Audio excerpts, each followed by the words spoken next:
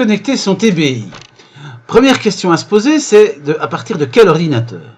Alors, quel ordinateur? Ça peut être un ordinateur personnel, portable, qui ressemble à ce modèle, ce soit un de l'école, soit un ordinateur personnel, soit un ordinateur de bureau présent dans le local, comme par exemple celui-ci. La méthode ne sera pas tout à fait la même, et les câblages non plus. Dans le cadre d'un ordinateur portable, je vais chercher le port HDMI, que voilà. Voilà un modèle de port HDMI. Si votre ordinateur portable en dispose d'un, alors les câbles nécessaires, ce sera un câble HDMI pour l'image et le son, comme celui-ci, fourni avec le tableau, et un câble USB pour l'interactivité. Le premier embout ira sur votre ordinateur portable, le deuxième ira sous la connectique qui est sous le tableau.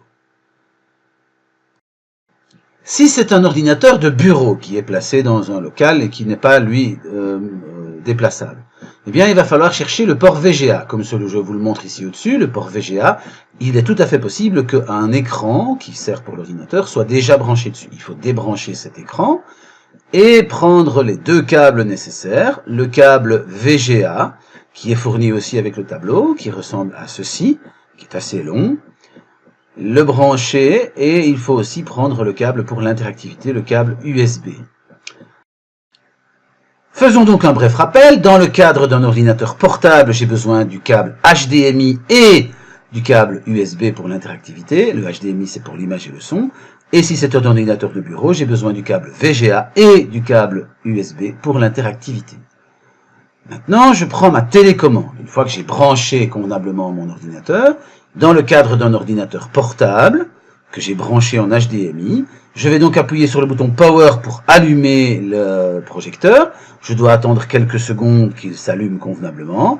Et quand il est allumé convenablement, j'appuie ensuite sur la touche HDMI pour sélectionner le canal que le projecteur va projeter, l'image et le son venant de l'ordinateur. Donc, le bouton Power et le bouton HDMI. Si c'est un ordinateur de bureau, je vais non pas appuyer sur les deux mêmes boutons, si sur le bouton Power pour allumer le projecteur, mais ce ne sera pas sur le bouton HDMI, mais sur le bouton VGA pour signaler à l'ordinateur que l'image et le son viennent de ce canal.